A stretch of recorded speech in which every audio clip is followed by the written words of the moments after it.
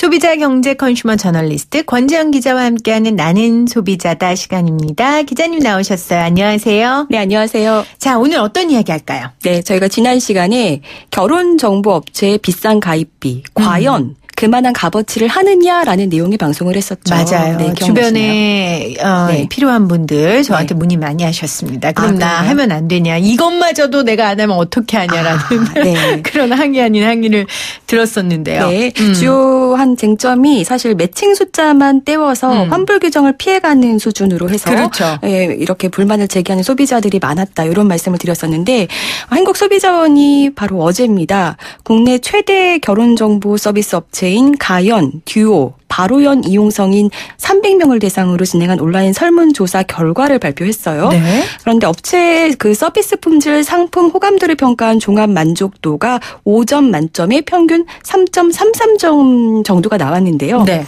그런데 그 중에서도 가격 부분에서 굉장히 좀 점수가 낮게 나왔고, 그리고 회원 검증을 어떻게 하는지에 대한 신뢰성 점수가 굉장히 낮게 나왔습니다. 신뢰성이 제일 중요한 거 아닙니까? 그렇죠. 네, 바로 지난 방송에서 저희가 지적했던 부분들이었죠. 네, 결혼정보업체를 이용하는 소비자들이 매칭 숫자 떼우기란 식으로 느낌을 받는 근본적인 원인을 그래서 좀 찾아봤는데요. 네. 커플 매니저들의 처음 문제와 저는 무관치 않다고 보고 있습니다. 커플 매니저들의 처음 문제. 네. 어떤 부분에서요? 커플 매니저들이 대부분 인센티브제로 페이를 받고 있습니다. 네. 그러니까 메이저급 결혼정보 회사의 경우 월 한 150만 원 정도의 기본급이 주어지는 것도 있지만 기본급조차 주어지지 않는 곳도 많다고 합니다. 기본급도 없다고요? 네. 그러니까 이번에 실제로 조사 대상에 들어갔던 메이저급들은 그래도 기본급이 있을 텐데 그렇죠. 네, 그래도 대부분의 영세한 곳들 같은 경우는 기본급도 없는 곳들이 많고요. 커플 매니저들이 한 달에 이거는 전직 커플 매니저로부터 직접 얘기를 들은 건데요.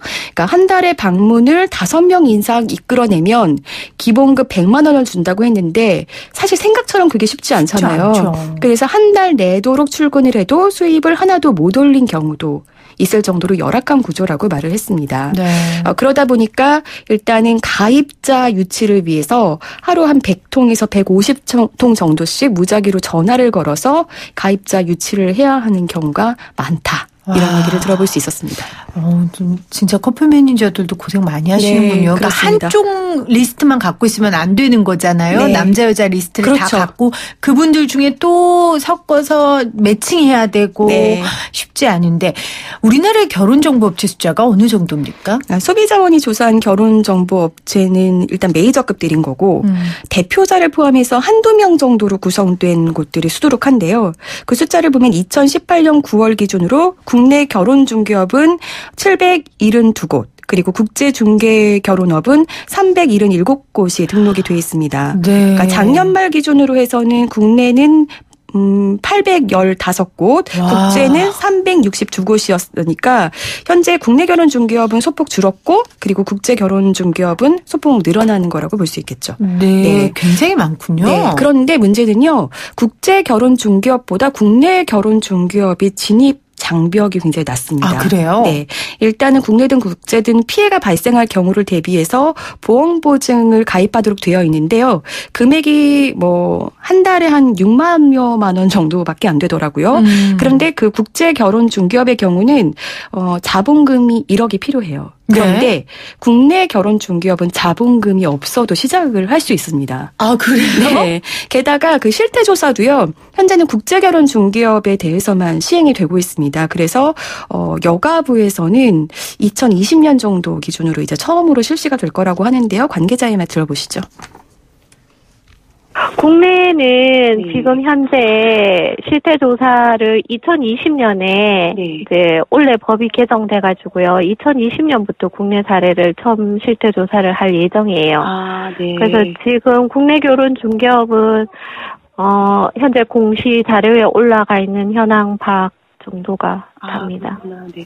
네, 그러니까 숫자 파악 정도만 되고 있던 거고 지금까지 네. 실태 조사가 한 번도 제대로 이루어진 적이 없었다는 거죠. 그러니까 실태 조사를 하면 네. 혹시 피해받을 분들, 그러니까 피해자들을 예방할 수도 있고 피해도 예방할 수 있고 그 안에서 일하는 커플 매니저들의 업무 행태도 그렇죠. 좀 그런 개선될 것들이 수 좀 있겠네요. 이루어져야지 시작을 할 수 있는 거겠죠. 어떤 사례들이 있는지를 충분히 좀 살펴봐야 그렇죠. 되니까요. 네. 아, 인생에서 결혼이라는 게 얼마나 중요합니까? 정말 사람의 인생을 완전히 바꿀 수 그렇죠. 있는 그런 일인데 이렇게 우리가 신성하다고 보통 표현하잖아요. 맞습니다. 결혼을. 이런 신성한 인생의 누군가의 인생에 정말 중요한 일을 정말 신중하게 맞습니다. 해줘야 됩니다. 네. 네. 그러기 위해서 정부가 관리도 해야 되고요. 그렇죠. 제가 사실 두 커플을 성사했었는데 아니 네, 본인 막대한 책임감이 네. 아니 잘 삽니까? 잘 삽니다. 아우 네. 다행입니다. 네. 자, 다음 이야기 한번 나눠보죠. 어떤 이야기 준비해 오셨어요? 네, 그제 코레일 지연 사태가 벌어졌었죠. 권지연 기자가 지연 사태를 지금 네. 죄송합니다. 예. 네. 권지연 기자. 지금 농담하신 거예요? 네, 농담이었고요. 하필 제가 그 현장에 있었어요. 아, 그래요? 제가 네. 이러려고 그랬는데, 이래서 연애를 못 하시는구나 하려고 그랬는데. 말을 딱 네. 막으셨어요. 네. 자, 이렇게 유머 감각은 없지만 아주 정직하고 성실한 권지연 기자입니다, 여러분. 네, 혹시 소개팅을 원하시면 제가 매칭해 보도록 하겠습니다. 자, 다시 네. 코레일 지연 사태 때 계셨다고요? 네, 제가 하필 제가 그 현장에 있었는데요. 네.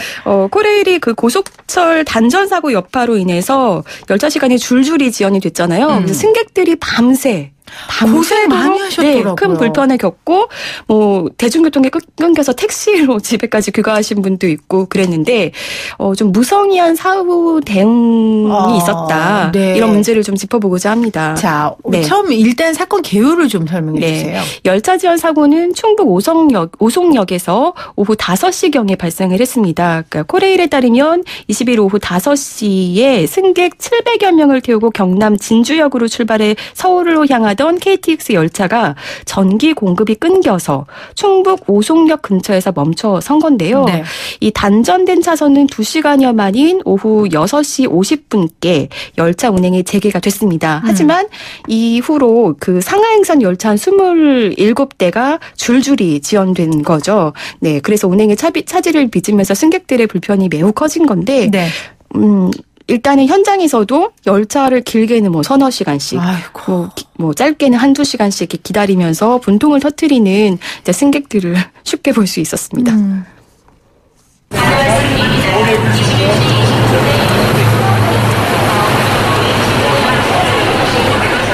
근데 저희가 보상을 받으려고 하면요. 역전에 사람이 있어요? 여기 도착하면? 있어요? 바로 받으세요? 네, 바로 받아야죠. 억울한데. 그게 사람이 있어요? 그리고 차 주차시켜 놓고 왔는데 어떻게 해요? 그 부분은 저 영액센터 쪽에서 영객센터가 어디 있어요? 요 뒤에 아까 매표하는 5시부터 2시간이 전기가 정전됐으면 우리가 토크는 게 6시 넘었잖아요. 그럼 그때 이게 늦을 거라고 얘기를 해야 되는데 그거 없이 편을 파는 게 너무 양치라는 거죠. 지금 저희도 한 시간 좀 넘었죠? 황당한 거죠. 그럼 그 사인을 2시간 정도 지연됐다라는 상태에서 당신이 그 티켓팅 하겠냐는 사인을 줘야죠. 이런 승객들 표 팔아가지고 한두 시간 잡아놓고.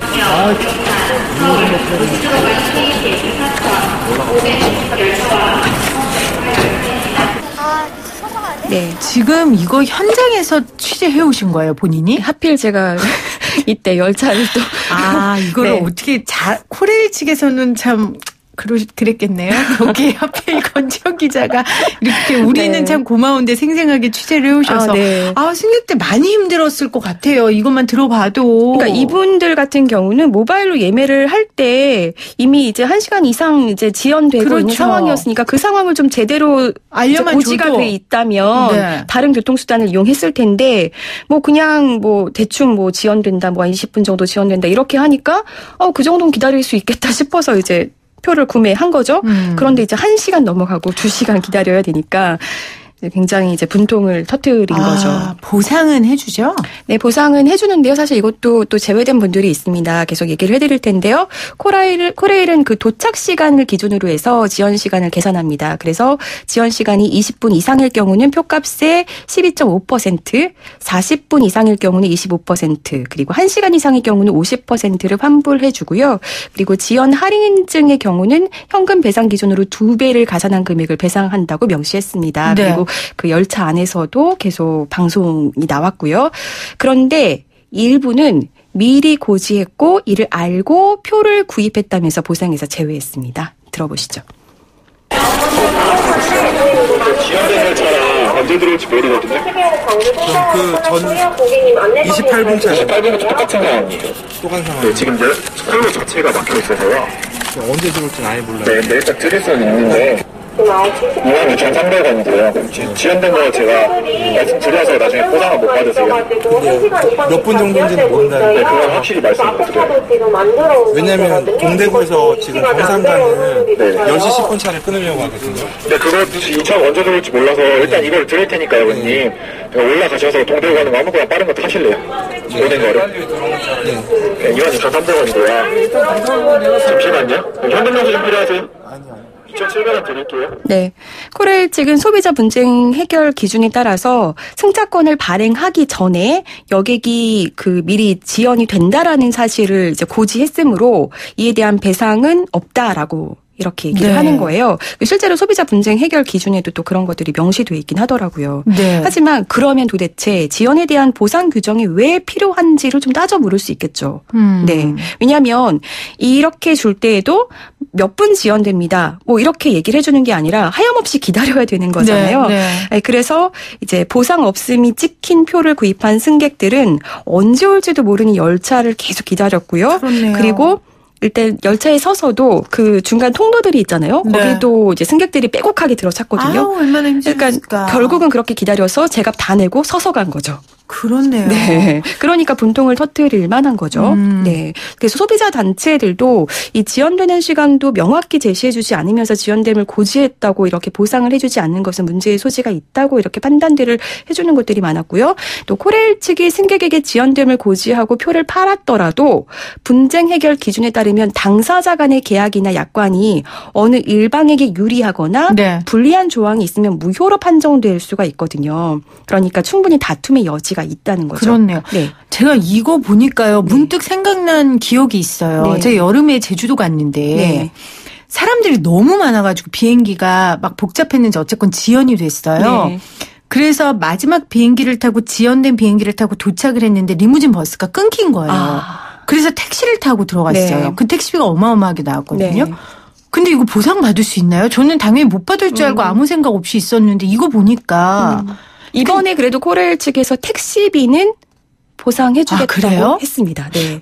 지난 여름건데 될까? 나 이거 끝나고 전화해봐야겠어요. 그런데 이런 경우들 네. 굉장히 이슈가 크게 이제 벌어져서 뭔가 사회적인 어떤 공분을 좀 살 만한 일이 아니라면 네. 사실 안 해주려고 하는 경우도 많을 거고 소비자 단체들도 이런 경우는 소비자들이 집단으로 문제를 제기하거나 그리고 소비자가 이제 입증을 해야 되는 것들이 있어요. 그러니까 아직도 어떤 소비자 분쟁 해결 그렇네요. 기준이 소비자한테 불리한 부분이 여전히 많은 거죠. 네.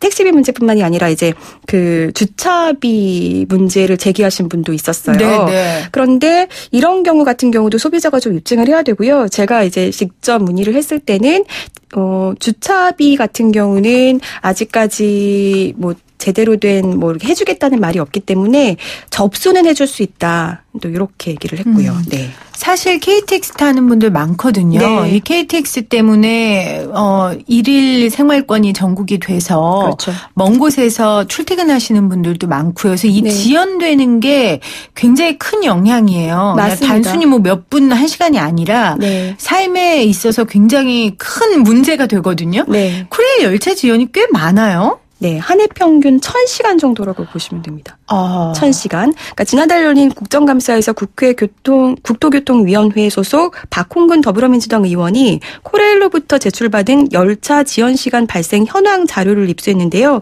여기 보면 지난 2013년부터 올해 9월까지 열차 운행이 지연된 시간이 총 5,576시간 6분인 것으로 확인이 됐어요. 네. 1년 동안 970시간이나 지연이 되고 있는 셈이었습니다.